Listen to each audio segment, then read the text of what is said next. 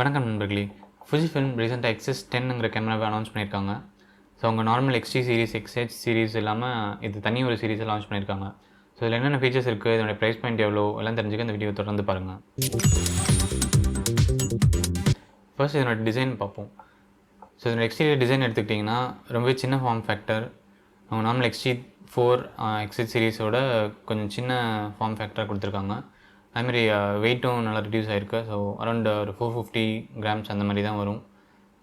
So உங்களுக்கு எங்கே எடுத்துகிட்டு போகணுனாலும், நீங்கள் ட்ராவல் பண்ணும்போதோ இல்லை எங்கே லொக்கேஷன் போகணுனாலும் உங்களுக்கு எடுத்துகிட்டு போகிறதுக்கு ரொம்ப ஈஸியாக இருக்கும், ரொம்ப கன்வீனியண்ட்டாக இருக்கும், சின்னதாக இருக்கிறதுனால. அடுத்து பார்த்துக்கிட்டிங்கன்னா இதனுடைய க்ரிப். ஸோ நார்மலாக சின்ன கேமராஸ் பார்த்துக்கிட்டிங்கனாலே க்ரிப் இருக்காது ரொம்ப. ஸோ உங்களுக்கு ரொம்ப நேரம் பிடிக்கிறதுக்கு ரொம்ப கஷ்டமாக இருக்கும். பட் இதில் அப்படி இல்லாமல் க்ரிப் ரொம்ப திக்கான க்ரிப்பாக கொடுத்துருவாங்க. ஸோ நீங்கள் 4 ஃபிங்கர்ஸ் யூஸ் பண்ணி நல்லா ஹோல்ட் பண்ண ஈஸியாக இருக்கும். உங்களுக்கு எந்த டிஸ்கம்ஃபர்ட்டும் இருக்காது. ஸோ ஹோல்ட் பண்ண ஈஸியாக இருக்கும், ரொம்ப நேரம் யூஸ் பண்ணுறதுக்கும் கன்வீனியண்ட்டாக இருக்கும். ஸோ இது உண்மையிலேயே ஒரு நல்ல டிசைன் ஆக்சுவலாக. அடுத்து பார்த்துக்கிட்டிங்கன்னா பேட்டரி அண்ட் மெமரி கார்டு வந்துட்டு சிங்கிள் கம்பார்ட்மெண்ட். ஸோ நார்மலாக நம்ம கேனான், நிக்கான் பிகினர் கேமராஸ் இருக்க மாதிரி பேட்டரியும் மெமரி கார்டும் ஒரே கம்பார்ட்மெண்ட்டில் பாட்டமில் இருக்கும். ஸோ அதுதான் உங்களுடைய க்ரிப்பில் கரெக்டாக அந்த பேட்டரி இன்சர்ட் ஆகிற மாதிரி டிசைன் பண்ணியிருக்காங்க. ஸோ அடுத்துட்டு பார்த்திங்கன்னா Fujifilmலேருந்து இது டோட்டலான ஒரு டிஃப்ரெண்ட் டிசைன் சொல்லப்போனால். Fujifilm எடுத்துக்கிட்டிங்கனாலே normal retro style cameras, retro style film cameras மாதிரி தான் இருக்கும் டயல்ஸ்லாம். ஸோ ஷட்டர் கோட் டயல், அப்பச்சர் கோட் டயல், ஐசோ கோட் டயல் அந்த மாதிரி இருக்கும். ஸோ அப்படி இல்லாமல் இதில் ஃபஸ்ட் டைமாக PASM டயல்ஸ் அறிமுகப்படுத்தியிருக்காங்க. ஸோ PASM டயல்ஸ்லாம் தெரியும் உங்களுக்கு, நார்மல் கேமராஸில் இருக்கும் அந்த மாதிரி தான். Programmable, aperture, shutter priority, manual அந்த மாதிரி மோட்ஸ் சேஞ்ச் பண்ணுறதுக்கு. ஸோ Fujiயில் வந்துட்டு இந்த மாதிரி டயல் அறிமுகப்படுத்துறது இதுதான் ஃபஸ்ட் டைம். ஸோ இதுலேருந்தே தெரியுது இது வந்துட்டு ஒரு Fujifilm சிஸ்டமுக்கு புதுசாக வரவங்கள டார்கெட் பண்ணி லான்ச் பண்ணியிருக்காங்கன்ட்டு. லாங் டைம் Fuji யூசர்ஸ்க்கு இது பிடிக்காமல் இருக்கலாம், பட் புது கஸ்டமர்ஸ்க்கு மேபி இது அட்ராக்டிவாக இருக்கலாம். அடுத்து பார்த்திங்கன்னா LCD ஸ்க்ரீன். ஸோ இது வந்துட்டு ஃபுல்லி ஆர்டிகுலேட்டிங் LCD ஸ்க்ரீன் இருக்குது. ஸோ டோட்டலாக 180 டிகிரி ஃப்ளிப் அவுட் பண்ணிவிட்டு நீங்கள் vloggingக்கு யூஸ் பண்ணுறதுக்கு ஈஸியாக இருக்கும். ஸோ உங்களுக்கு அப்படியே ஃப்ரண்ட்டில் ஃப்ளிப் பண்ணிவிட்டு நீங்கள் உங்கள் வீடியோ பார்த்துட்டே பேசலாம். இதில் முக்கியமான சேஞ்ச் என்னென்னு பார்த்தீங்கன்னா, போர்ட்ஸில் வந்துட்டு 3.5mm ஜாக்கை வந்துட்டு கொஞ்சம் மேலே தள்ளி கொடுத்துருக்காங்க.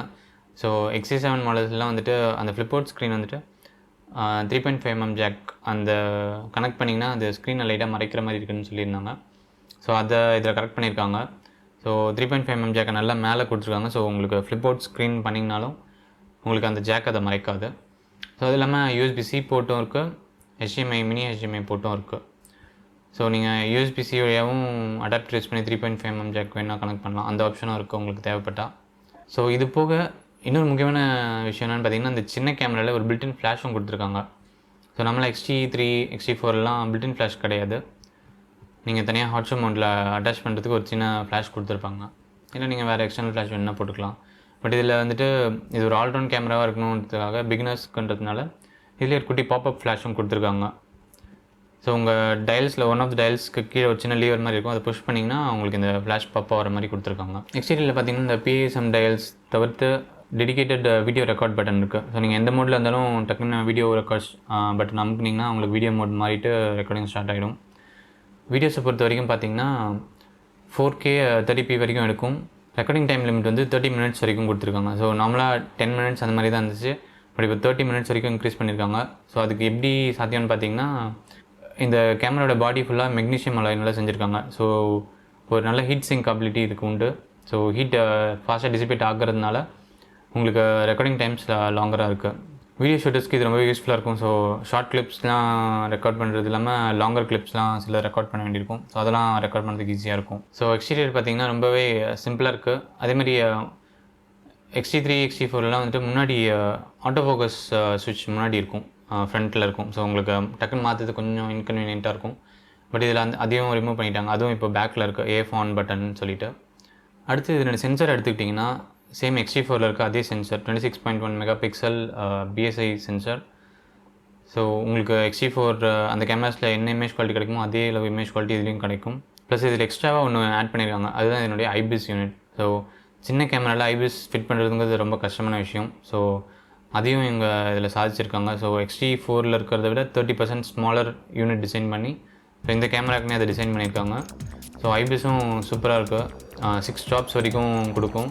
உங்களுடைய ஸ்டெபிலைஸ் லென்ஸ் யூஸ் பண்ணிங்கன்னா இல்லை நார்மல் அன்ஸ்டெபிளைஸ் லென்ஸ் யூஸ் பண்ணிங்கன்னா 5 to 5.5 ஸ்டாப்ஸ் வரைக்கும் ஸ்டெபிலைசேஷன் கொடுக்கும். ஸோ நீங்கள் ஹேண்ட் ஹெல்டாகவே நிறையா ஷூட் பண்ணுறதுக்கு யூஸ்ஃபுல்லாக இருக்கும்.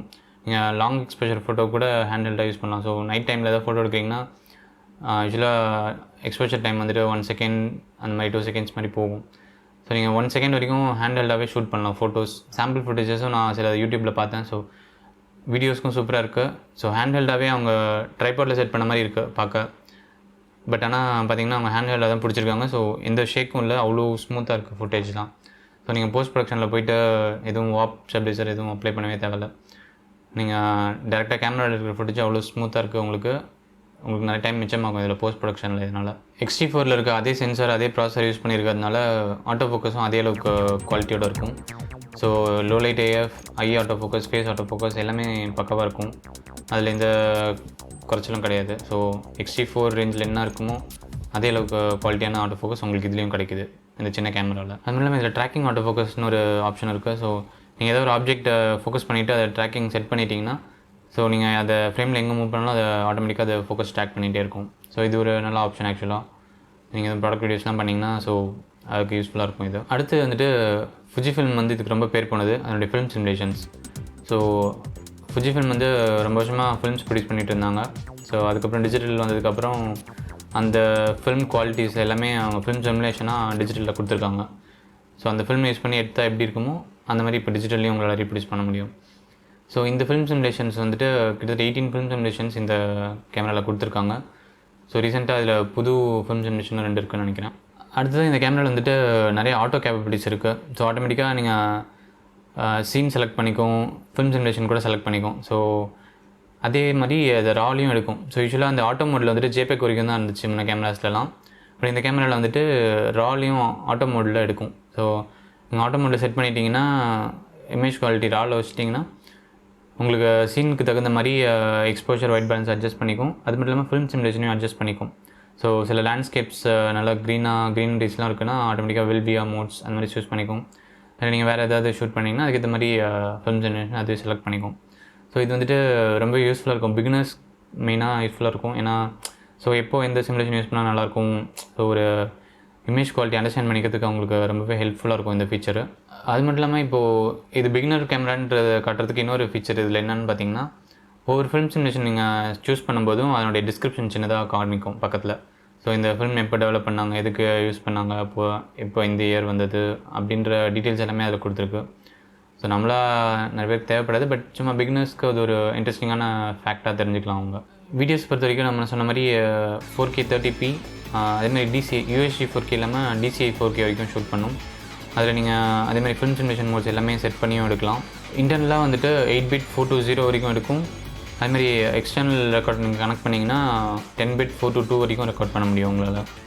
ஸோ இந்த 8-bit 10-bitனா என்ன, 420 422னா என்னென்னு தெரிஞ்சுக்கணும்னு நினச்சிங்கன்னா அதுக்கான வீடியோ லிங்க் ஆட் பண்ணுறேன் பாருங்கள். X-T4க்கும் இதுக்கும் என்ன டிஃப்ரென்ஸ்னு பார்த்தீங்கன்னா, மெயினாக இதில் வெதர் சீலிங் கிடையாது. அதுமாதிரி வீடியோ கேப்பபிலிட்டிஸ் வெறும் 30p வரைக்கும் தான் இருக்குது. ஸோ அது 2 தான் சின்ன டிஃப்ரென்ஸ், பெருசாக வேறு எதுவும் கிடையாது.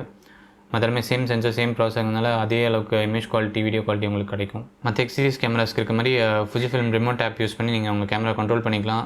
ரிமோட்டாக ஷூட் பண்ணலாம், வீடியோஸ் பண்ணலாம், ஃபர்ம்வேர் அப்டேட்ஸ் கூட பண்ணிக்கலாம். ஸோ அதெல்லாமே ரொம்ப ஈஸி. நீங்கள் ஜஸ்ட் அப்டேட் இருந்துச்சுன்னா அந்த ஆப்லேயே காமிக்கும், நீங்கள் ஜஸ்ட் டேப் பண்ணிங்கனாலே உங்களுக்கு அப்டேட் கிடச்சிரும். ஸோ இந்த ஆட்டோ ஃபோக்கஸ் இம்ப்ரூவ்மெண்ட்ஸ் எல்லாமே இப்போ X-T3க்கும் ஒரு ஃபர்ம்வேர் அப்டேட் கொடுக்க போகிறாங்க. ஸோ இன்னும் ஃபியூ டேஸில் வரதா சொல்லியிருக்காங்க. ஸோ இந்த மாதிரி கிட்டத்தட்ட இந்த கேமரா லான்ச் பண்ணி 2 இயர்ஸ் கிட்ட ஆயிடுச்சுன்னு நினைக்கிறேன். பட் இன்னமும் அதுக்கு ஃபர்ம்வேர் அப்டேட்ஸ் நிறைய கொடுத்துட்ருக்காங்க. இந்த கேமராக்கும் நீங்கள் அதுமாதிரி நிறைய எக்ஸ்பெக்ட் பண்ணலாம். ஸோ ஃபியூச்சர் ஃபர்ம்வேர் அப்டேட்ஸ்லேயும் நிறையா இம்ப்ரூவ்மெண்ட்ஸ் வரலாம் ஆட்டோ ஃபோக்கஸ் பொறுத்த வரைக்கும் மெயினாக. ஸோ இதனுடைய ப்ரைஸ் பாயிண்ட் பார்த்திங்கன்னா யூஎஸில் வந்துட்டு $1000 சொல்லியிருக்காங்க. ஸோ இந்தியாவில் அரௌண்ட் 80,000 அந்த மாதிரி வரலாம். இப்போ கரண்ட்டாக பார்த்தீங்கன்னா X-T3யும் ஃபெஸ்டிவ் ஆஃபர்னு சொல்லிட்டு அந்த ரேஞ்சில் தான் இருக்குது ப்ரைஸு. ஸோ நீங்கள் X-T3யா X-10ன்றது உங்களுடைய தேவைக்கு ஏற்ற மாதிரி நீங்கள் சூஸ் பண்ணிக்கலாம். ஸோ பேசிக்கான கேமரா ஃபோட்டோகிராஃபி தான் உங்களுக்கு மெயின். வீடியோஸுமா 4K ஷூட் பண்ணால் போகிறோம் அப்படின்னா X-S10 ஓகே. நீங்கள் நிறைய வீடியோஸ் பண்ணுவீங்க, நிறையா ஹை குவாலிட்டி இதெல்லாம் எடிட் பண்ணணும் அப்படின்னா நீங்கள் நம்பி X-T3 போகலாம். ஸோ சாய்ஸ் வந்து உங்களுக்கு தான், நீங்கள் என்ன ஷூட் பண்ணுறீங்களோ அதுக்கேற்ற மாதிரி நீங்கள் சூஸ் பண்ணிக்கலாம். ஸோ நான் வந்துட்டு கிட்டத்தட்ட 1 வருஷமாக Fuji X-T3 தான் யூஸ் பண்ணிகிட்ருக்கேன். ஸோ என்னுடைய இந்த சேனலில் எல்லா வீடியோஸுமே X-T3 யூஸ் பண்ணி தான் ஷூட் பண்ணேன். என்கிட்ட தனியாக வீடியோ லைட்ஸ் எதுவும் கிடையாது. நான் ஜஸ்ட் நார்மல் வீட்டில் இருக்க லைட்ஸை யூஸ் பண்ணி தான் ஷூட் பண்ணியிருக்கேன். ஸோ அதுலேருந்து நீங்கள் இந்த குவாலிட்டி அண்டர்ஸ்டாண்ட் பண்ணிக்கணும்னா இந்த வீடியோஸ் பார்த்தாலே உங்களுக்கு ஓரளவுக்கு ஐடியா கிடைக்கும். சில டைம் எமர்ஜென்சி லைட்லாம் வச்சு கூட ஷூட் பண்ணியிருக்கேன். அப்படி இருக்கும்போது ஸோ இந்த குவாலிட்டி வந்துட்டு உங்களுக்கு இந்த கேமராலையும் கிடைக்கும்ன்றது கண்டிப்பாக சொல்ல முடியும். ஏன்னா அதே சென்சார் தான் இதில், அதே ப்ராசஸர் தான். ஸோ Fujifilm பற்றி நிறையா தெரிஞ்சுக்கணும்னு நினச்சிங்கன்னா என் சேனலுக்கு சப்ஸ்கிரைப் பண்ணுங்கள். ஸோ நான் கூடிய சீக்கிரம் வந்து Fuji X-S10 long term review video பண்ண போகிறேன். அதேமாதிரி இந்த வீடியோ உங்களுக்கு யூஸ்ஃபுல்லாக இருந்துச்சுன்னா மறக்காமல் லைக் பண்ணுங்கள், உங்கள் ஃப்ரெண்ட்ஸ்க்கு ஷேர் பண்ணுங்கள், என் சேனலுக்கு மறக்காமல் சப்ஸ்கிரைப் பண்ணிவிடுங்க. இன்னொரு வீடியோவில் சந்திப்போம். நன்றி, வணக்கம்.